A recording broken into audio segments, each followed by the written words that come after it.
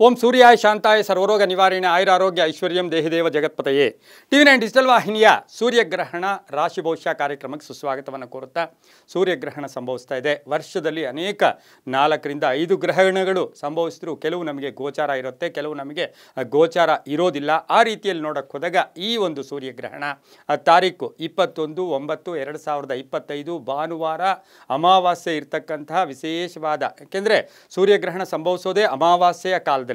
ಅಮಾವಾಸ್ಯೆಯ 21ನೇ ತಾರೀಕು 9ನೇ ತಿಂಗಳು 2025 ಭಾನುವಾರ ರಾತ್ರಿಯ ಸಮಯದಲ್ಲಿ ಸೂರ್ಯಗ್ರಹಣ ಸಂಭವಿಸ್ತಾ ಇದೆ. ಆದರೆ ಇದು ಭಾರತ ದೇಶದಲ್ಲಿ ಗೋಚಾರ ಇಲ್ಲ. ನಮ್ಮ ಸನಾತನ, ನಮ್ಮ ಸಂಸ್ಕೃತಿಯಲ್ಲಿ, ನಮ್ಮ ಪರಂಪರೆಯಲ್ಲಿ, ನಮ್ಮ ವಿಶೇಷವಾದ ಸಂಪ್ರದಾಯಗಳಲ್ಲಿ ಯಾವುದು ಗೋಚಾರ ಇರುತ್ತೋ ಅದಕ್ಕೆ ಆಚರಣೆ ಇರುತ್ತೆ. ಆದರೆ ಗೋಚಾರ ಇಲ್ಲದೆ ಇರತಕ್ಕಂಥದ್ದಕ್ಕೆ ಆಚರಣೆ ಇರೋದಿಲ್ಲ. ಆದರೆ ಒಂದು ನಮ್ಮ ಸಂಪ್ರದಾಯದಲ್ಲಿ ಏನು, ಜಗತ್ತಿಗೆಲ್ಲವೂ ಕೂಡ ಜಗದ ಚಕ್ಷು ಆಗಿರ್ತಕ್ಕಂಥ ಸೂರ್ಯ ಭಗವಾನರು ಜಗತ್ತಿಗೆಲ್ಲ ಒಬ್ಬರೇ ಆಗಿರ್ತಕ್ಕಂಥವ್ರು ಆಗಿದ್ದು, ಈ ಸೂರ್ಯಗ್ರಹಣ ಸಂಭವಿಸ್ತಾ ಇರತಕ್ಕಂಥ ಸಂದರ್ಭದಲ್ಲಿ ಎಲ್ಲಿ ಗೋಚಾರ ಇರೋದಿಲ್ವೋ ಅಲ್ಲಿ 50% 50% ಅದರ ಪ್ರಭಾವ ಇರುತ್ತೆ. ಎಲ್ಲಿ ಗೋಚಾರ ಇರುತ್ತೋ ಅಲ್ಲಿ 100% ಅದರ ಪ್ರಭಾವ ಇರ್ತಕ್ಕಂಥದ್ದು ಕೂಡ ಆಗಿರುತ್ತೆ. ಪ್ರಭಾವ ಒಂದು ಅಷ್ಟೋ ಇಷ್ಟೋ ಅದರ ಮೇಲೆ ಆಗ್ತಕ್ಕಂತಹ ಸಾಧ್ಯತೆಗಳು ಕೂಡ ಇರುತ್ತೆ. ಇದು ಈ ವರ್ಷದ 2ನೆಯ ಕಟ್ಟಕಡೆಯ ಸೂರ್ಯಗ್ರಹಣ ಕೂಡ ಆಗಿರುತ್ತೆ. 2ನೆಯ ಕಟ್ಟಕಡೆಯ ಸೂರ್ಯಗ್ರಹಣ ಆಗಿರುತ್ತೆ. ಸೂರ್ಯ ಮತ್ತು ಭೂಮಿಯ ಮಧ್ಯೆ ಚಂದ್ರ ಬಂದಾಗ ಈ ಒಂದು ಸೂರ್ಯಗ್ರಹಣ ಸಂಭವಿಸ್ತಕ್ಕಂಥದ್ದಾಗಿರುತ್ತೆ. ನಮ್ಮಲ್ಲಿ ಅಮಾವಾಸ್ಯೆ ತಿಥಿ ಆಗ್ಬೋದು, ಹುಣ್ಣಿಮೆ ತಿಥಿ ಆಗ್ಬೋದು, ಗ್ರಹಣಗಳಾಗ್ಬೋದು, ಪರ್ವಕಾಲಗಳಾಗ್ಬೋದು, ಇದಕ್ಕೆಲ್ಲಕ್ಕೂ ಕೂಡ ಹೆಚ್ಚು ಪ್ರಾಶಸ್ತ್ಯ ಕೊಡ್ತೀವಿ.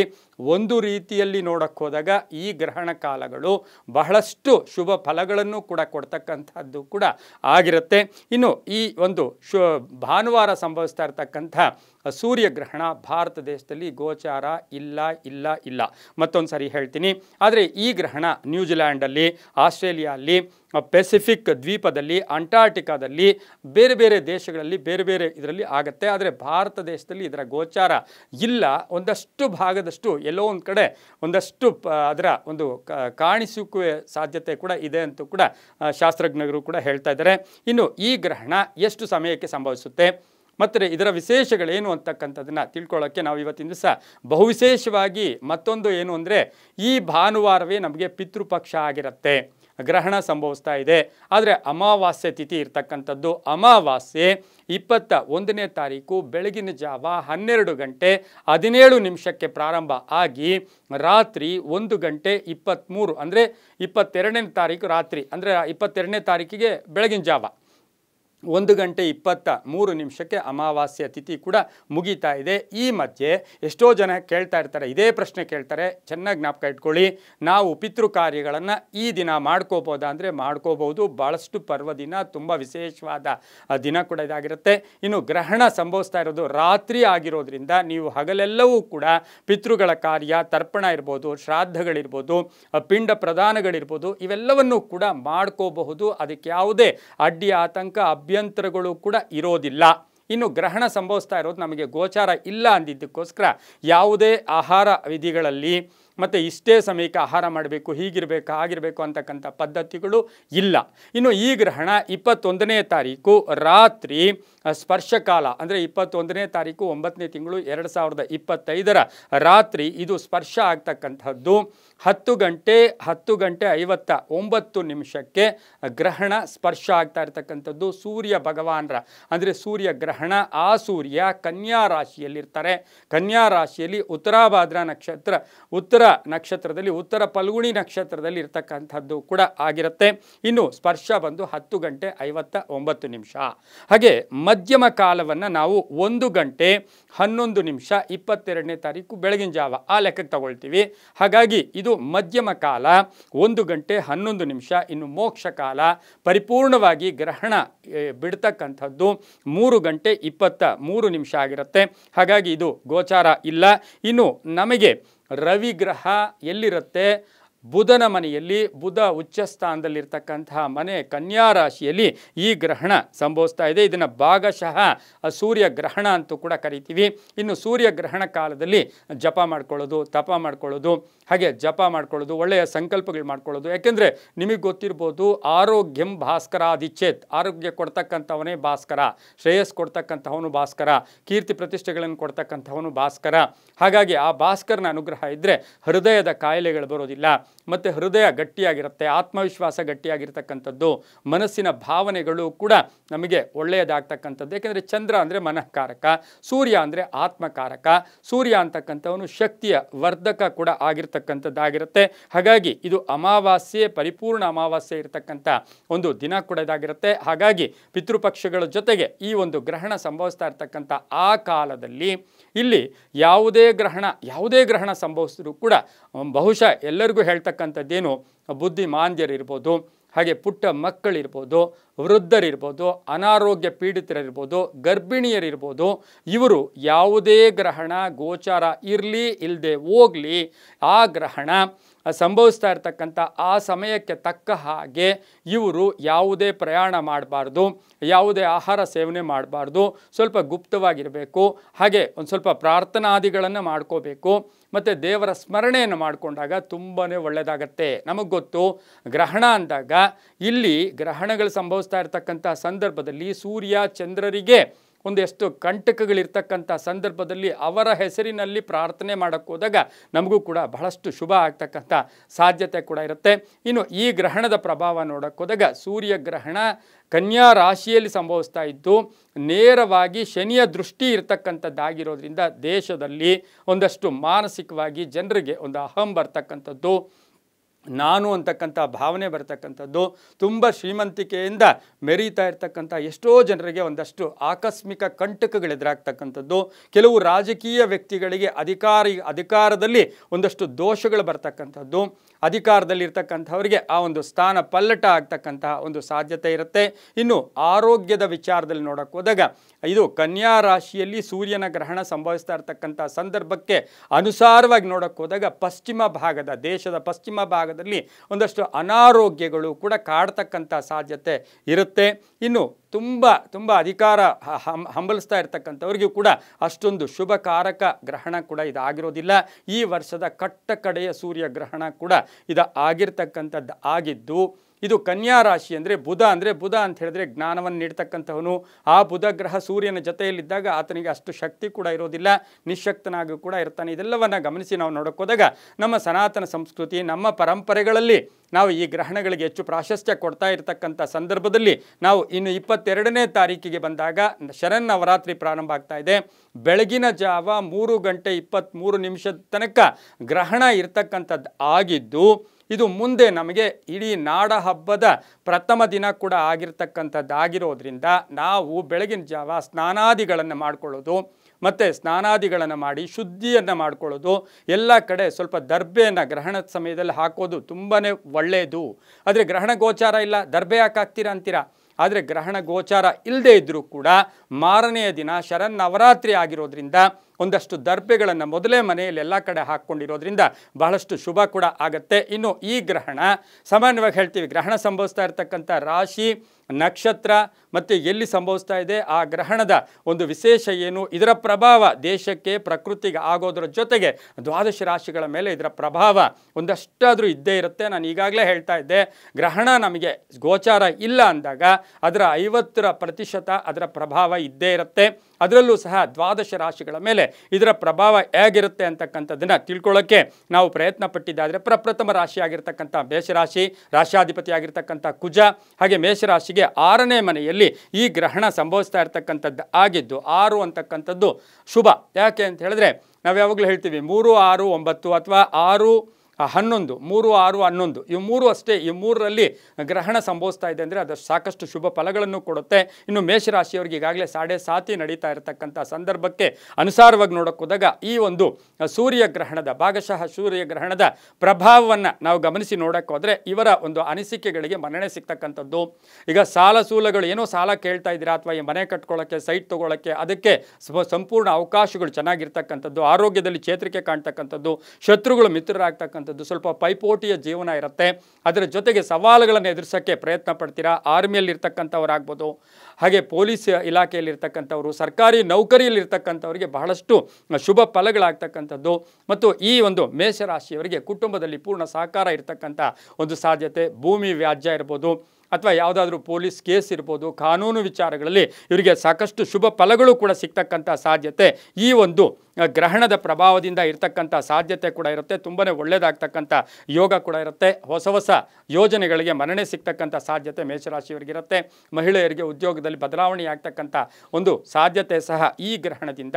ಯಾಕೆಂತ ಹೇಳಿದ್ರೆ ಸೂರ್ಯಗ್ರಹಣ ಸಂಭವಿಸ್ತಾ ಇರತಕ್ಕಂಥ ಈ ಗ್ರಹಣ ನಮಗೆ ಗೋಚಾರ ಇಲ್ಲದೇ ಇದ್ದರೂ ಕೂಡ ಇದರ ಪ್ರಭಾವ ಕನಿಷ್ಠ ಅಂತ ಹೇಳಿದ್ರೆ 1.5 ತಿಂಗಳಷ್ಟು ಇದರ ಪ್ರಭಾವ ಇರತಕ್ಕಂಥ ಸಾಧ್ಯತೆ ಇರುತ್ತೆ. ಇನ್ನು ಗ್ರಹಣ ಗೋಚಾರ ಇದ್ದಿದ್ದೇ ಆದರೆ ಅದು 3 ತಿಂಗಳು ಅದರ ಪ್ರಭಾವ ಇರುತ್ತೆ.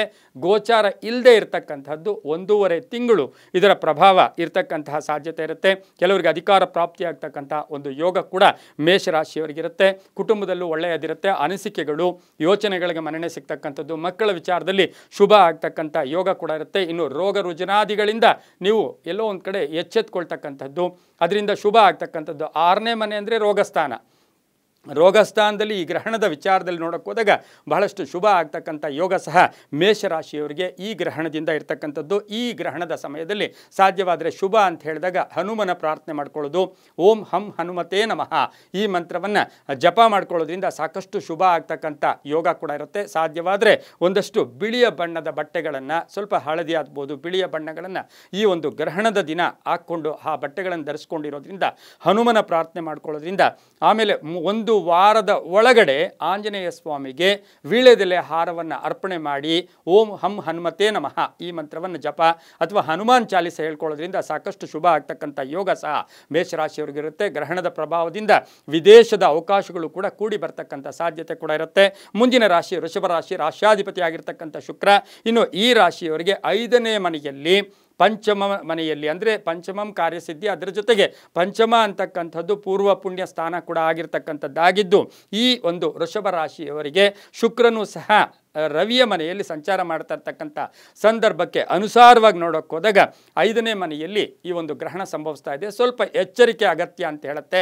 ಮಕ್ಕಳ ವಿಚಾರದಲ್ಲಿರ್ಬೋದು, ದುಡುಕುತನ ಇರ್ಬೋದು, ಮಕ್ಕಳ ಜೊತೆ ಸಣ್ಣ ಪುಟ್ಟ ಕಲಹಗಳಾಗ್ತಕ್ಕಂಥದ್ದು, ಮಕ್ಕಳ ವೈಖರಿಯನ್ನು ಪ್ರಶ್ನೆ ಮಾಡೋಕೆ ಹೋಗಿ ಮಕ್ಕಳ ಜೊತೆ ಸಣ್ಣ ಪುಟ್ಟ ಗಲಾಟೆಗಳಾಗ್ತಕ್ಕಂಥ ಒಂದು ಸಾಧ್ಯತೆ ಇರುತ್ತೆ. ಆಸ್ತಿಯ ವಿಚಾರದಲ್ಲಿ ಒಳ್ಳೆಯದಾಗುತ್ತೆ. ಪೂರ್ವಿಕರ ಆಸ್ತಿಯ ವಿಚಾರದಲ್ಲಿ ಒಳ್ಳೆಯದಾಗುತ್ತೆ. ಉತ್ಸಾಹಕ್ಕೆ ತಕ್ಕ ಹಾಗೆ ನಿಮಗೆ ಬೇಸರ, ಎಲ್ಲರೂ ಕೂಡ ಏನೋ ಒಂಥರ ಕಾಲೆಳೆಯೋ ಜನ ಅಂತಾರೆ, ನಾಡ್ನುಡಿಯಲ್ಲಿ ಕಾಲೆಳೆಯೋ ಜನ, ಅಂತಹ ಜನ ಇರತಕ್ಕಂಥದ್ದಾಗಿರೋದ್ರಿಂದ ಹುಷಾರಾಗಿರಿ. ಪಶು ಪಕ್ಷಿಗಳ ಬಗ್ಗೆ ಸ್ವಲ್ಪ ವ್ಯಾಮೋಹ ಕೂಡ ಬರ್ತಕ್ಕಂಥದ್ದಾಗಿರುತ್ತೆ. ಹೆಣ್ಣು ಮಕ್ಕಳು ಆಭರಣಗಳಲ್ಲಿ ಮೋಸ ಹೋಗ್ತಕ್ಕಂಥ ಸಾಧ್ಯತೆ, ಆಭರಣ ತಗೊಳ್ಳೋಕೆ ಹೋಗಿ ಮೋಸ ಹೋಗ್ತಕ್ಕಂಥದ್ದು, ಕೆಲವು ಸೌಂದರ್ಯ ವರ್ಧಕಗಳನ್ನು ಉಪಯೋಗಿಸಿ ಚರ್ಮದ ಕಾಯಿಲೆಗಳು ಕೂಡ ಬರ್ತಕ್ಕಂಥ ಸಾಧ್ಯತೆ ವೃಷಭ ರಾಶಿಯವರಿಗಿರುತ್ತೆ. ಅಪವಾದಗಳನ್ನು ಸ್ವಲ್ಪ ಹುಷಾರಾಗಿರಿ. ಆದರೆ ಈ ಗ್ರಹಣ ಪರಿಪೂರ್ಣವಾಗಿ ಹೇಳೋಕೆ ಹೋದಾಗ ವೃಷಭ ರಾಶಿಯವರಿಗೆ ಅಷ್ಟು ಶುಭ ಫಲಗಳನ್ನು ಕೊಡೋದಿಲ್ಲ. ಸ್ವಲ್ಪ ಎಚ್ಚರಿಕೆಯಿಂದ ರೀ. ಕೋಪತಾಪಗಳು ಜಾಸ್ತಿ ಇರುತ್ತೆ. ಮಾನಸಿಕ ಯಾತನೆ ಇರ್ಬೋದು, ಸಡನ್ನಾಗಿ ಕೋಪ ಮಾಡ್ಕೊಳ್ಳೋದು, ತಾಮಸ ಗುಣಗಳು ಕೂಡ ಹೆಚ್ಚಾಗ್ತಕ್ಕಂಥ ಸಾಧ್ಯತೆ ಈ ಒಂದು ವೃಷಭ ರಾಶಿಯವರಿಗಿರುತ್ತೆ.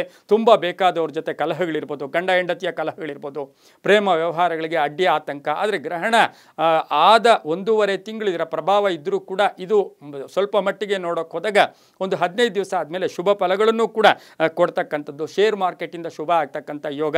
ಸಾಹಿತಿಗಳಿಗೆ, ಸಿನಿಮಾ ನಟರಿಗೆ ಸ್ವಲ್ಪ ಅನಿಸಿಕೆಗಳು ತಕ್ಕ ಮನ್ನಣೆ ಕೂಡ ಸಿಗೋದಿಲ್ಲ. ಇವರು ಸಾಧ್ಯವಾದಷ್ಟು ಪುಟ್ಟ ಮಕ್ಕಳಿಗೆ ಸಹಾಯ ಮಾಡತಕ್ಕಂಥ ಸಂದರ್ಭ. ಇನ್ನು ಗ್ರಹಣ ಕಾಲದಲ್ಲಿ ಓಂ ಕೃಷ್ಣಾಯ ನಮಃ, ಓಂ ಕೃಷ್ಣಾಯ ನಮಃ, ಓಂ ಕ್ಲೀಂ ಕೃಷ್ಣಾಯ ನಮಃ ಅಥವಾ ಓಂ ಕೃಷ್ಣಾಯ ನಮಃ ಕೃಷ್ಣನ ಜಪ ಮಾಡ್ಕೊಳ್ಳೋದು, ಕೃಷ್ಣನ ಮಂತ್ರ ಹೇಳ್ಕೊಳ್ಳೋದು. ಹರೇ ರಾಮ ರಾಮ ರಾಮ ಹರೇ ಹರೇ, ಹರೇ ಕೃಷ್ಣ ಕೃಷ್ಣ ಕೃಷ್ಣ ಹರೇ ಹರೇ ಈ ಮಂತ್ರಗಳನ್ನು ಹೇಳ್ಕೊಳ್ಳೋದು. ಪುಟ್ಟ ಮಕ್ಕಳಿಗೆ ಸಹಾಯ ಮಾಡೋದ್ರಿಂದ ಸಾಕಷ್ಟು ಶುಭ ಆಗ್ತಕ್ಕಂಥದ್ದು. ತುಳಸಿಯ ಗಿಡವನ್ನು ಇವರು ಈ 1.5 ತಿಂಗಳೊಳಗಡೆ ದಾನ ಮಾಡಿದ್ದೆ ಆದರೆ ಸೂರ್ಯನ ಪ್ರಭಾವ, ಸೂರ್ಯನ ಅಂಶ, ಸೂರ್ಯನಿಂದ ಶುಭ ಕೂಡ ಆಗುತ್ತೆ. ಜೊತೆಗೆ ಬುಧನೂ ಕೂಡ ಸೂರ್ಯನ ಜೊತೆ ಇರ್ತಕ್ಕಂಥದ್ದಾಗಿರೋದ್ರಿಂದ ಬುದ್ಧಿಯ ವಿಚಾರದಲ್ಲಿ ಸ್ವಲ್ಪ ಹುಷಾರಾಗಿ ಈ ವೃಷಭ ರಾಶಿಯವರು ಇದ್ದಿದ್ದೆ ಆದರೆ ತುಂಬಾ ಒಳ್ಳೆಯದಾಗ್ತಕ್ಕಂಥ ಸಾಧ್ಯತೆ ಕೂಡ ಇರುತ್ತೆ, ಒಳ್ಳೆಯದಾಗುತ್ತೆ. ಮುಂದಿನ ರಾಶಿ ಮಿಥುನ ರಾಶಿ. ರಾಶಾಧಿಪತಿ ಆಗಿರ್ತಕ್ಕಂಥ ಬುಧನು ರವಿಯೊಟ್ಟಿಗಿದ್ದಾನೆ. ಈ ಬುಧ ಗ್ರಹದ ವಿಚಾರದಲ್ಲಿ ನೋಡೋಕೆ ಹೋದಾಗ ಬಹಳಷ್ಟು ಈ ರಾಶಿಯವರಿಗೆ ಒಂದು ಮಿಶ್ರ ಫಲ ಅಂತ ಹೇಳಿದ್ರೆ ತಪ್ಪಾಗಲ್ಲ. ಗ್ರಹಣದ ಪ್ರಭಾವ ಮಿಶ್ರ ಫಲ ಇರುತ್ತೆ. ಆದರೂ 4ನೇ ಮನೆಯಲ್ಲಿ ಗ್ರಹಣ ಸಂಭವಿಸ್ತಾ ಇದೆ. ತಾಯಿಯ ವಿಚಾರದಲ್ಲಿ ಸ್ವಲ್ಪ ತಾಯಿಯ ಆರೋಗ್ಯ ಇರ್ಬೋದು, ಇನ್ನು ಮನೆ ಇರ್ಬೋದು, ಆಸ್ತಿಯ ವಿಚಾರದಲ್ಲಿ, ಯಾಕೆ ಸುಖ ಸ್ಥಾನದಲ್ಲಿ ನಿಮಗೇನೇನು ಸುಖದ ಯೋಗಗಳಿದೆ ಅದಕ್ಕೆ ಸ್ವಲ್ಪ ಅಡ್ಡಿ ಆತಂಕಗಳು ಬರ್ತಕ್ಕಂತಹ ಜನ, ಈರ್ಷೆಯ ಜನ ಜಾಸ್ತಿ ಇರ್ತಾರೆ. ಎಲ್ಲೋ ಒಂದು ಕಡೆ ನಿಮಗೆ ಹೊಟ್ಟೆ ಉರಿ ಜನ ಅಂತೀವಲ್ಲ, ಅಂತಹವರ ವಿಚಾರದಲ್ಲಿ ಸ್ವಲ್ಪ ಹುಷಾರಾಗಿರಬೇಕು. ಬಾಂಧವ್ಯಗಳಲ್ಲಿ ವ್ಯವಹಾರಗಳು ಈ ಸಮಯದಲ್ಲಿ ಮಾಡಬಾರ್ದು. ವೃತ್ತಿಯಲ್ಲಿ ಸ್ವಲ್ಪ ಹಿತಶತ್ರುಗಳ ಕಾಟ, ಮೇಲಾಧಿಕಾರಿಗಳ ಕಾಟ ಕೂಡ ಬರ್ತಕ್ಕಂಥ ಸಾಧ್ಯತೆ. ಆರೋಗ್ಯ ಒಂದು ಸಮಮಟ್ಟದಲ್ಲಿರುತ್ತೆ. ಏನೂ ಹೊಟ್ಟೆ ನೋವು, ಡಾಕ್ಟರ್ ಹತ್ರ ಹೋದರೆ ಏನೂ ಇಲ್ಲ, ಚೆನ್ನಾಗಿದ್ದೀರಾ, ಫಸ್ಟ್ ಕ್ಲಾಸ್ ಆಗಿದ್ದೀರಾ ಅಂತಾರೆ. ಹಾಗಾಗಿ ಈ ಒಂದು ಮಿಥುನ ರಾಶಿಯವರು ಸ್ವಲ್ಪ ಆರೋಗ್ಯದ ವಿಚಾರ, ಸ್ವಲ್ಪ ಮೆಡಿಟೇಷನ್ ಜಾಸ್ತಿ ಮಾಡಿ. ಯಾವಾಗಲೂ ಅಷ್ಟೇ ಜಪವನ್ನು ಜಾಸ್ತಿ ಮಾಡೋದ್ರಿಂದ ನಿಮಗೆ ಒಳ್ಳೆಯದು ಆಗ್ತಕ್ಕಂಥ ಯೋಗ ಕೂಡ ಇರುತ್ತೆ. ಬುಧನ ಮಂತ್ರ ಹೇಳ್ಕೊಬೋದು. ಪ್ರಿಯಾಂಗು ಶಶಿಕಾ ಶ್ಯಾಮಂ ರೂಪೇಣ ಪ್ರಥಮ ಬುಧಂ ಸೌಮ್ಯಂ ಸೌಮ್ಯ ಗುಣೋಪೇತಂ ದ್ವಂ ಬುಧಂ ಪ್ರಣಮಾಮ್ಯಹಂ. ಈ ಬುಧನ ನಿಮ್ಮ ರಾಶಿಯ ಗ್ರಹದ ಮಂತ್ರವನ್ನು ಸ್ವಲ್ಪ ಜಾಸ್ತಿ ಹೇಳ್ಕೊಳ್ಳೋದ್ರಿಂದ ತುಂಬಾ ಒಳ್ಳೆಯದಾಗ್ತಕ್ಕಂಥದ್ದು. ಇನ್ನು ಗ್ರಹಣ ಕಾಲದಲ್ಲಿ ಯಾವುದೇ ಪ್ರಯಾಣಗಳು ಬೇಡ, ಹೊಸ ಹೂಡಿಕೆ ಬೇಡ. ಹಣಕಾಸಿನ ವಿಚಾರದಲ್ಲಿ ಸ್ವಲ್ಪ ಎಚ್ಚರಿಕೆಯಿಂದ ಇರಿ. ಮಾತಿನ ವಿಚಾರದಲ್ಲಿ ಹುಷಾರಾಗಿದ್ದಿದ್ದೆ ಆದರೆ ಈ ಗ್ರಹಣದ ಪ್ರಭಾವ ತುಂಬಾ ಒಳ್ಳೆಯದಾಗುತ್ತೆ. ಸ್ವಲ್ಪ ಮಿಶ್ರ ಫಲ ಆದರೂ ಕೂಡ ಒಳ್ಳೆಯದಾಗುತ್ತೆ. ಈ ರಾಶಿಯವರು ಓಂ ನಮೋ ನಾರಾಯಣಾಯ ಈ ಮಂತ್ರವನ್ನು ಸತತವಾಗಿ ಜಪ ಮಾಡ್ಕೊಳ್ಳಿ. ಅಟ್ಲೀಸ್ಟ್ 3 ದಿವಸ ಜಪ ಮಾಡ್ಕೊಂಡಿದ್ದೆ ಆದರೆ ತುಂಬಾ ಒಳ್ಳೆಯದಾಗುತ್ತೆ. ವಿಷ್ಣುವಿಗೆ ತುಳಸಿಯ ಹಾರವನ್ನು ಅರ್ಪಣೆ ಮಾಡ್ಕೊಂಡ್ಬರೋದ್ರಿಂದ ತುಂಬ ಒಳ್ಳೆಯದಾಗುತ್ತೆ. ಮುಂದಿನ ರಾಶಿ ಕರ್ಕಾಟಕ ರಾಶಿ. ರಾಶಾಧಿಪತಿ ಆಗಿರ್ತಕ್ಕಂಥ ಚಂದ್ರ ಕರ್ಕಾಟಕ ರಾಶಿಯವರಿಗೆ 3ನೇ ಮನೆಯಲ್ಲಿ ಈ ಗ್ರಹಣ ಸಂಭವಿಸ್ತಾ ಇದೆ. ಈ ರಾಶಿಯವರಿಗೆ ಬಹಳಷ್ಟು ಶುಭ ಫಲಗಳಿರ್ತಕ್ಕಂಥ ಒಂದು ಸಾಧ್ಯತೆ. ಈ ಸೂರ್ಯಗ್ರಹಣ, ಭಾಗಶಃ ಸೂರ್ಯಗ್ರಹಣ ಕರ್ಕಾಟಕ ರಾಶಿಯವರಿಗೆ ಸಾಕಷ್ಟು ಶುಭ ಫಲಗಳನ್ನು ಕೊಡ್ತಾ ಇರತಕ್ಕಂಥದ್ದಾಗಿರುತ್ತೆ. ಇವರಿಗೆ ಯಾವ ಕೆಲಸಗಳು ಪೆಂಡಿಂಗ್ ಇದೆ ಅವೆಲ್ಲವೂ ಕೂಡ ಪರಿಪೂರ್ಣ ಆಗುತ್ತೆ. ಕಾನೂನು ವಿಷಯಗಳಲ್ಲಿ ಒಳ್ಳೆಯದಾಗ್ತಕ್ಕಂಥದ್ದು, ಅಣ್ಣ ತಮ್ಮಂದ್ರಿಂದ ಒಳ್ಳೆ ಸಪೋರ್ಟ್ ಸಿಗ್ತಕ್ಕಂಥದ್ದು, ಭೂ ವಿಚಾರಗಳಲ್ಲಿ ಒಳ್ಳೆಯದಾಗ್ತಕ್ಕಂಥ ಯೋಗ, ಪ್ರಯಾಣ ಯೋಗದಲ್ಲಿ ಶುಭ ಆಗ್ತಕ್ಕಂಥದ್ದು. ಈಗಾಗಲೇ ನಿಮ್ಮನ್ನು ಯಾರೋ ರಿಜೆಕ್ಟ್ ಮಾಡಿರ್ತಾರೆ, ಈ ಕೆಲಸದಲ್ಲಿ ಆಗಲ್ಲ ಅಂಥವರು ನಿಮಗೆ ಕರೆದು ಉದ್ಯೋಗ ಕೊಡ್ತಕ್ಕಂಥ ಸಾಧ್ಯತೆ ಇರುತ್ತೆ. ಧೈರ್ಯ ಇರುತ್ತೆ, ಒಂದು ಮಾನಸಿಕ ಸ್ಥೈರ್ಯ ಇರುತ್ತೆ, ಆಲೋಚನೆಗಳ ಊರ್ಧ್ವ ಮುಖದಲ್ಲಿರುತ್ತೆ. ಅಂದರೆ ಒಳ್ಳೆಯ ಆಲೋಚನೆಗಳಿರ್ತಕ್ಕಂಥದ್ದು. ವಿವಾಹ ವಿಷಯಗಳಲ್ಲಿ ಒಳ್ಳೆಯದಾಗುತ್ತೆ. ಕೆಲವರಿಗೆ ವಾಹನ ತಗೊಳ್ತಕ್ಕಂಥ ಯೋಗ. ಹಠಮಾರಿತನದಿಂದ ಮುಕ್ತರಾಗ್ತೀರಾ. ಕುಟುಂಬದಲ್ಲಿ ಶುಭ ಆಗುತ್ತೆ.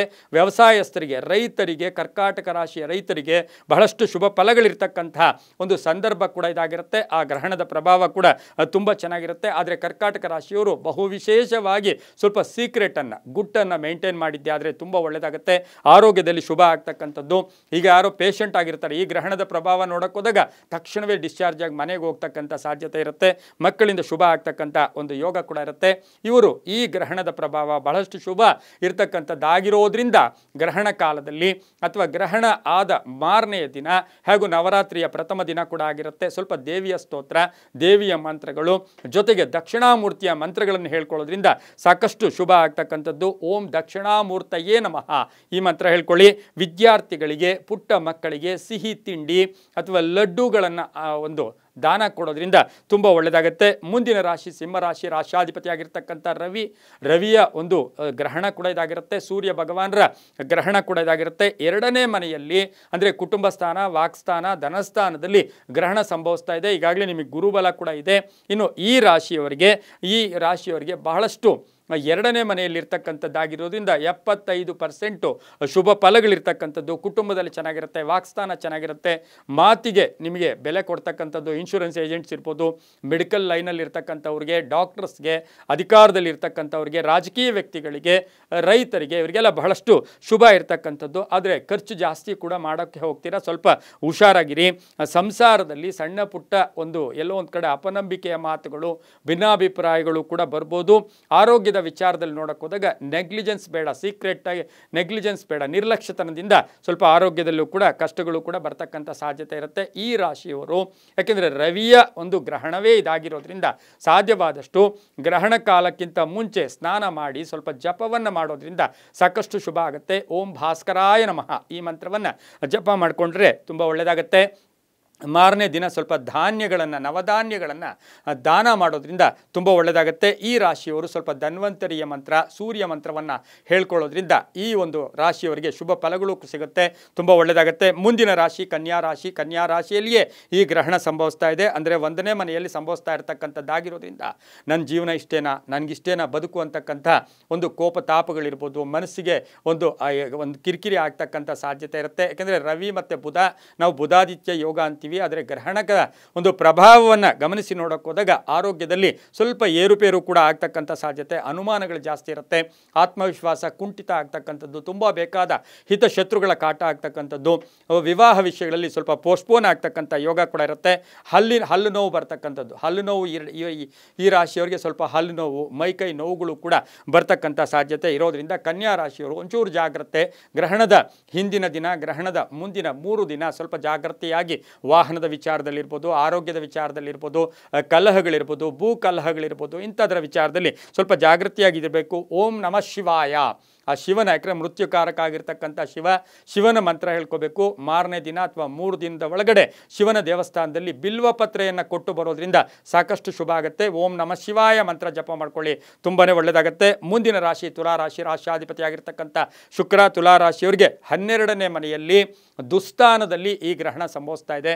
ಖರ್ಚುಗಳು ಜಾಸ್ತಿ ಆಗ್ತಕ್ಕಂಥದ್ದು, ಅಲೆದಾಟ ಇರ್ಬೋದು, ಸುಮ್ಮನೆ ಅಲೆದಾಟ ಆಗ್ತಕ್ಕಂಥದ್ದು, ಹಾಗೆ ವೈರಾಗ್ಯ ಹುಟ್ಟತಕ್ಕಂಥದ್ದು, ಅಯ್ಯೋ ಯಾಕೋ ನನ್ನ ಜೀವನ ಅಂತಕ್ಕಂಥ ವೈರಾಗ್ಯ, ಸ್ವಲ್ಪ ಆಸ್ಪತ್ರೆಯ ಖರ್ಚುಗಳಾಗ್ತಕ್ಕಂಥದ್ದು, ಮಕ್ಕಳ ಜೊತೆ ಸಣ್ಣ ಪುಟ್ಟ ಕಲಹಗಳು ಉಂಟಾಗ್ತಕ್ಕಂಥ ಒಂದು ಸಾಧ್ಯತೆ ಇರುತ್ತೆ. ಇನ್ನು ಉದ್ಯೋಗದಲ್ಲಿ ನಿಮಗೆ ನೀವೇ ಯಾವುದಂದರೆ ವಿಚಾರಗಳನ್ನೇ ಪ್ರಸ್ತಾಪ ಮಾಡೋಕ್ಕೆ ಹೋಗಬೇಡಿ, ಅದರಿಂದ ಟೆನ್ಷನ್ ಆಗುತ್ತೆ. ರಾಜಕೀಯ ವ್ಯಕ್ತಿಗಳಿಗೆ ಶುಭ ಆಗುತ್ತೆ. ಮಹಿಳೆಯರಿಗೆ ಸ್ವಲ್ಪ ಸ್ಥೈರ್ಯ ಜಾಸ್ತಿ ಆಗ್ತಕ್ಕಂತಹ ಒಂದು ಯೋಗ ಸಹ ಈ ಗ್ರಹಣದಿಂದ ಇರುತ್ತೆ. ತುಲಾರಾಶಿಯವರಿಗೆ ಯಾಕಂದರೆ 12ನೇ ಮನೆಯ ದುಸ್ಥಾನದ ಒಂದು ಗ್ರಹಣ ಆಗಿರೋದ್ರಿಂದ ಎಚ್ಚರಿಕೆ, ಪ್ರಾರ್ಥನೆ ಇರ್ಬೋದು, ದಾನ ಇರ್ಬೋದು, ಜಪಗಳಿಂದ ತುಂಬ ಒಳ್ಳೆಯದಾಗುತ್ತೆ. ಓಂ ಕಾಲಭೈರವಾಯ ನಮಃ ಈ ಮಂತ್ರವನ್ನು ಜಪ ಮಾಡ್ಕೊಳ್ಳೋದ್ರಿಂದ ತುಂಬ ಒಳ್ಳೆಯದಾಗುತ್ತೆ. ಮೊಸರನ್ನು ದಾನ ಮಾಡೋದ್ರಿಂದ ತುಂಬ ಒಳ್ಳೆಯದಾಗ್ತಕ್ಕಂಥ ಯೋಗ ಕೂಡ ಇರುತ್ತೆ. ಅದ್ರ ಜೊತೆಗೆ ಹೆಸರು ಬೇಳೆಯಿಂದ ಮಾಡಿದಂಥ ಪದಾರ್ಥಗಳನ್ನು ದಾನ ಮಾಡೋದ್ರಿಂದ ತುಂಬ ಒಳ್ಳೆಯದಾಗುತ್ತೆ. ಮುಂದಿನ ರಾಶಿ ವೃಶ್ಚಿಕ ರಾಶಿ, ರಾಶ್ಯಾಧಿಪತಿ ಆಗಿರ್ತಕ್ಕಂಥ ಕುಜ. ವೃಶ್ಚಿಕ ರಾಶಿಯವರಿಗೆ 11ನೇ ಮನೆಯಲ್ಲಿ ಈ ಒಂದು ಸೂರ್ಯಗ್ರಹಣ ಸಂಭವಿಸ್ತಾ ಇರತಕ್ಕಂಥ ಸಂದರ್ಭಕ್ಕೆ ತಕ್ಕ ಹಾಗೆ ಬಹಳಷ್ಟು ಶುಭ ಫಲಗಳಿರುತ್ತೆ.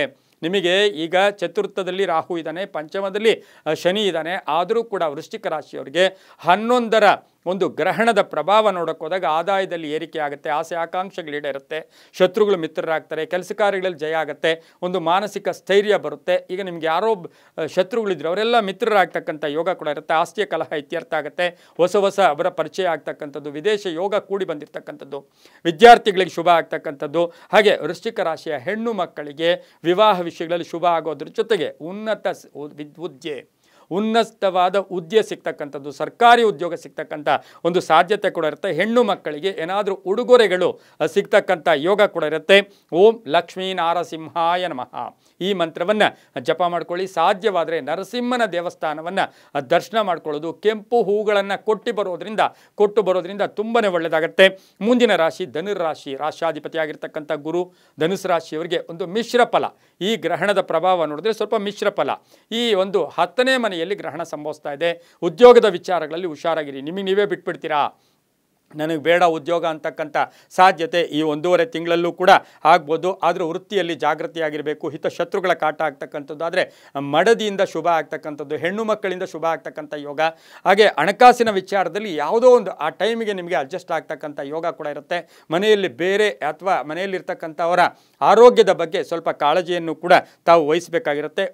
ಹಳೆಯ ಉಳಿತಾಯ ನಿಮಗೆ ಸಹಾಯ ಬರುತ್ತೆ. ತಂದೆಯಿಂದ ಒಳ್ಳೆಯ ಪ್ರೀತಿ ವಿಶ್ವಾಸ ಗಳಿಸ್ಕೊಳ್ತಕ್ಕಂಥದ್ದು, ಅಣ್ಣ ತಮ್ಮಂದ್ರ ಜೊತೆ ಒಳ್ಳೆಯ ಬಾಂಧವ್ಯಗಳು ಇರ್ತಕ್ಕಂಥದ್ದು, ಹಾಗೆ ಪ್ರೇಮ ವ್ಯವಹಾರಗಳಲ್ಲಿ ಸಫಲತೆಯನ್ನು ಕಾಣ್ತಕ್ಕಂಥ ಸಾಧ್ಯತೆ ಈ ಒಂದು ಧನುಸು ರಾಶಿಯವರಿಗಿರುತ್ತೆ. ರಾಜಕೀಯ ವ್ಯಕ್ತಿಗಳಿಗೆ ಒಳ್ಳೆಯದಾಗುತ್ತೆ, ರೈತರಿಗೆ ಒಳ್ಳೆಯದಾಗುತ್ತೆ. ಬೆಲ್ಲದಿಂದ ಮಾಡಿದಂಥ ಪಾಯಸವನ್ನು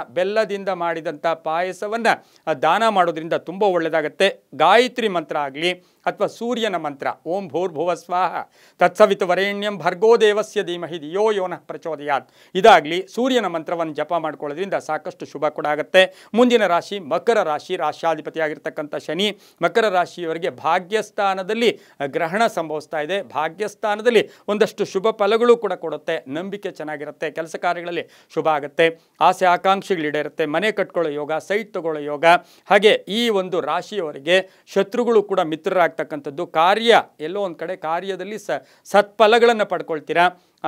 ವಾಹನ ತಗೊಳ್ತಕ್ಕಂಥ ಯೋಗ ಕೂಡ ಇರುತ್ತೆ. ಪೂರ್ವಿಕರ ಆಸ್ತಿಯ ವಿಚಾರದಲ್ಲಿ ಶುಭ ಆಗುತ್ತೆ. ಆರೋಗ್ಯದಲ್ಲಿ ಚೇತರಿಕೆ ಕಾಣ್ತಕ್ಕಂಥದ್ದು, ಬಡ್ತಿ ಸಿಗ್ತಕ್ಕಂಥ ಯೋಗ, ಉನ್ನತ ವ್ಯಾಸಂಗಕ್ಕಾಗಿ ವಿದ್ಯಾರ್ಥಿಗಳಿಗೆ ಶುಭ ಆಗ್ತಕ್ಕಂಥ ಯೋಗ ಕೂಡ ಇರುತ್ತೆ. ಅಧಿಕಾರಿಗಳ ಜೊತೆ ಒಳ್ಳೆಯ ಒಂದು ಮಾತುಕತೆಗಳು ಕೂಡ ತುಂಬ ಚೆನ್ನಾಗಿರುತ್ತೆ. ಈ ರಾಶಿಯವರು ಓಂ ನಮೋ ಭಗವತೆ ವಾಸುದೇವಾಯ, ಓಂ ನಮೋ ಭಗವತೆ ವಾಸುದೇವಾಯ ಈ ಮಂತ್ರವನ್ನು ಜಪ ಮಾಡ್ಕೊಳ್ಳೋದು. ಖಾರದ ಪೊಂಗಲನ್ನು ದಾನ ಮಾಡೋದ್ರಿಂದ ಸಾಕಷ್ಟು ಶುಭ ಆಗ್ತಕ್ಕಂಥ ಯೋಗ ಸಹ ಮಕರ ರಾಶಿಯವರಿಗಿರುತ್ತೆ. ಶನಿದೇವರಿಗೆ, ಶನಿ ಭಗವಾನರಿಗೆ ಎಳ್ಳೆಣ್ಣೆಯನ್ನು ಅರ್ಪಣೆ ಮಾಡಿ ತುಂಬ ಒಳ್ಳೆಯದಾಗುತ್ತೆ. ಮುಂದಿನ ರಾಶಿ ಕುಂಭರಾಶಿ. ರಾಶಾಧಿಪತಿ ಆಗಿರ್ತಕ್ಕಂಥ ಶನಿ ಕುಂಭರಾಶಿಯವರಿಗೆ ಈ ಒಂದು ಸೂರ್ಯಗ್ರಹಣದ ಒಂದು ಪ್ರಭಾವ ನೋಡಕ್ಕೋದಾಗ ಈ ರಾಶಿಯವರಿಗೆ ಅಷ್ಟಮ ಸ್ಥಾನ ಅಂದಾಗ ದುಸ್ಥಾನ, ಮರಣ ಸ್ಥಾನ, ಕಂಟಕ ಸ್ಥಾನದಲ್ಲಿ ಗ್ರಹಣ ಸಂಭವಿಸ್ತಾ ಇದೆ. ಆದರೆ ಗುರುಬಲ ಇದೆ, ಟೆನ್ಷನ್ ಏನು ಬೇಕಾಗಿಲ್ಲ. ಆದರೆ ಆಕಸ್ಮಿಕವಾಗಿ ತುಂಬ ಬೇಕಾದವರೇ ಸಡನ್ನಾಗಿ ಶತ್ರುಗಳಾಗ್ತಕ್ಕಂಥದ್ದು, ಆಕಸ್ಮಿಕ ಕಂಟಕಗಳು ಎದುರಾಗ್ತಕ್ಕಂಥದ್ದು, ವಾಹನದಲ್ಲಿ ಸಣ್ಣ ಪುಟ್ಟ ಕಂಟಕ ಇರ್ಬೋದು, ಆರೋಗ್ಯದ ವಿಚಾರದಲ್ಲಿ ಹುಷಾರಾಗಿರಬೇಕು. ಇನ್ನು ಬುದ್ಧಿಯನ್ನು ಹೇಗಂದರೆ ಆಗಿ ಬಿಡಕ್ಕೆ ಹೋಗಬೇಡಿ. ಸ್ವಲ್ಪ ತಾಳ್ಮೆಯಿಂದ ಒಂದು 3 ದಿನ ಮೌನಂ ಕಲಹಂ ನಾಸ್ತಿ ಅಂತಕ್ಕಂಥ ವಿಚಾರವಾಗಿ ಸ್ವಲ್ಪ ಮೌನವಾಗಿದ್ದಿದ್ದೆ ಆದರೆ ತುಂಬಾ ಒಳ್ಳೆಯದಾಗುತ್ತೆ. ಗಂಡ ಹೆಂಡತಿಯರ ಜಗಳ ಇರ್ಬೋದು, ಭಿನ್ನಾಭಿಪ್ರಾಯಗಳಿರ್ಬೋದು, ರಾಜಕೀಯವಾಗಿ ಸ್ಥಾನಮಾನಗಳು ಹಿಂಬಡಿತ ಆಗ್ತಕ್ಕಂಥ ಸಾಧ್ಯತೆ ಕೂಡ ಈ ಒಂದು ಕುಂಭರಾಶಿಯವರಿಗಿರುತ್ತೆ. ಯಂತ್ರಗಳ ರಿಪೇರಿ ಇರ್ಬೋದು, ಉದ್ದಿಮೆದಾರರಿಗೆ ಕಂಟಕಗಳಾಗ್ತಕ್ಕಂಥದ್ದು, ಸರ್ಕಾರಿ ಯೋಜನೆಗಳಲ್ಲಿ ಹಿನ್ನಡೆ ಆಗ್ತಕ್ಕಂಥ ಸಾಧ್ಯತೆ ಕುಂಭರಾಶಿಯವರಿಗಿರುತ್ತೆ. ಸ್ವಲ್ಪ ಜಾಗೃತಿಯಾಗಿದ್ದಿದ್ದೆ ಆದರೆ ತುಂಬಾ ಒಳ್ಳೆಯದಾಗುತ್ತೆ. ಈ ಒಂದು ಗ್ರಹಣ ಕಾಲದಲ್ಲಾಗ್ಬೋದು, ಗ್ರಹಣದ ಆದ ಮೇಲೆ 3 ದಿನ ಆಗ್ಬೋದು. ಓಂ ಗಂ ಗಣಪತಯೇ ನಮಃ ಈ ಮಂತ್ರವನ್ನು ಜಪ ಮಾಡ್ಕೊಳ್ಳೋದು. ಗಣೇಶನಿಗೆ ಅಭಿಷೇಕ ಮಾಡಿಸೋದ್ರಿಂದ ಅಥವಾ ಗಣೇಶನಿಗೆ ನೈವೇದ್ಯ, ಗಣಪತಿಗೆ ಅಭಿಷೇಕ ಮಾಡಿಸೋದ್ರಿಂದ ಈ ರಾಶಿಯವರಿಗೆ ಬಹಳಷ್ಟು ಶುಭ ಕೂಡ ಆಗುತ್ತೆ. ಎಕ್ಕೆಯ ಹಾರ ಇರ್ಬೋದು ಅಥವಾ ಎಕ್ಕೆಯ ಹಾರ ಇರ್ಬೋದು, ಗೆಜ್ಜೆ ವಸ್ತ್ರವನ್ನು ಒಂದು ಕುಂಭರಾಶಿಯವರಿಗೆ ಅದು ಗಣಪತಿಗೆ ಅರ್ಪಣೆ ಮಾಡಿ ತುಂಬ ಒಳ್ಳೆಯದಾಗುತ್ತೆ. ಇನ್ನು ಕಡೆಯ ರಾಶಿ ಆಗಿರ್ತಕ್ಕಂಥ ಮೀನರಾಶಿ, ರಾಶಾಧಿಪತಿ ಆಗಿರ್ತಕ್ಕಂಥ ಗುರು ಈ ರಾಶಿಯವರಿಗೆ 7ನೇ ಸ್ಥಾನದಲ್ಲಿ, ಯಾಕೆ ಅಂತ ಹೇಳಿದ್ರೆ ಸಪ್ತಮ ಸ್ಥಾನದಲ್ಲಿ ಈ ಒಂದು ಗ್ರಹಣ ಸಂಭವಿಸ್ತಾ ಇರತಕ್ಕಂಥ ಸಾಧ್ಯತೆ. ವೈವಾಹಿಕ ಜೀವನದ ವಿಷಯಗಳಲ್ಲಿ ಸಣ್ಣ ಪುಟ್ಟ ಕಂಟಕಗಳು, ಭಿನ್ನಾಭಿಪ್ರಾಯಗಳು ಬರುತ್ತೆ. ಮಕ್ಕಳಿಂದ ಶುಭ ಆಗ್ತಕ್ಕಂಥದ್ದು, ಆಸ್ತಿಯ ಯೋಗ ಇರತಕ್ಕಂಥದ್ದು, ರೈತರಿಗೆ ಒಳ್ಳೆಯದಾಗುತ್ತೆ, ಸ್ನೇಹಿತರಿಂದ ಸಹಾಯ ಆಗುತ್ತೆ, ಪಾಲುದಾರಿಕೆಯಿಂದ ಒಳ್ಳೆಯದಾಗುತ್ತೆ, ವಾಹನ ತಗೊಳ್ತಕ್ಕಂಥ ಯೋಗ, ಮಗಳ ವಿವಾಹ ವಿಷಯದಲ್ಲಿ ಶುಭ ಆಗ್ತಕ್ಕಂಥ ಯೋಗ ಕೂಡ ಇರುತ್ತೆ. ಈ ರಾಶಿಯವರಿಗೆ ಬಂಧುಗಳ ಜೊತೆ ಶತ್ರುತ್ವ ಬರ್ತಕ್ಕಂಥ ಸಾಧ್ಯತೆ ಸಹ ಮೀನರಾಶಿಯವರಿಗಿರುತ್ತೆ. ರಾಜಕೀಯ ವ್ಯಕ್ತಿಗಳು ಹುಷಾರಾಗಿರಬೇಕು. ಧರ್ಮಚಿಂತಕರಿಗೆ ಸ್ವಲ್ಪ ಆರೋಗ್ಯದ ಸಮಸ್ಯೆಗಳು ಕೂಡ ಕಾಡ್ತಕ್ಕಂಥ ಸಾಧ್ಯತೆ ಮೀನರಾಶಿಯವರಿಗಿರುತ್ತೆ. ಮಹಿಳೆಯರಿಗೆ ಶುಭ ಆಗುತ್ತೆ. ಈ ರಾಶಿಯವರು ಗ್ರಹಣ ಕಾಲದಲ್ಲಾಗ್ಬೋದು, ಗ್ರಹಣದ ಆದ 3 ದಿನ ಆಗ್ಬೋದು. ಓಂ ಮೃತ್ಯುಂಜಯಾಯ ನಮಃ, ಓಂ ಮೃತ್ಯುಂಜಯಾಯ ನಮಃ ಈ ಮಂತ್ರವನ್ನು ಜಪ ಮಾಡ್ಕೊಳ್ಳೋದು. ಇನ್ನು ಶಿವ ಪಾರ್ವತಿ ಇರ್ತಕ್ಕಂಥ ದೇವಸ್ಥಾನದಲ್ಲಿ ಬಸವನಿಗೆ ಅಭಿಷೇಕ ಮಾಡಿಸೋದ್ರಿಂದ, ನಂದಿಗೆ ಅಭಿಷೇಕ ಮಾಡಿಸೋದ್ರಿಂದ ಸಾಕಷ್ಟು ಶುಭ ಕೂಡ ಆಗುತ್ತೆ, ತುಂಬಾ ಒಳ್ಳೆಯದಾಗುತ್ತೆ. ಓಂ ಮೃತ್ಯುಂಜಯಾಯ ನಮಃ ಈ ಮಂತ್ರವನ್ನು ಜಪ ಮಾಡ್ಕೊಳ್ಳಿ, ತುಂಬಾ ಒಳ್ಳೆಯದಾಗುತ್ತೆ. ಇದಾಗಿತ್ತು 12 ರಾಶಿಗಳ ಸೂರ್ಯ ಒಂದು ಗ್ರಹಣದ ಪ್ರಭಾವದ ರಾಶಿಫಲ ಕಾರ್ಯಕ್ರಮ. ಸರ್ವೇ ಜನ ಸುಖಿನೋ ಭವಂತು, ಸಮಸ್ತ ಸನ್ಮಂಗಳಾನಿ ಭವಂತು.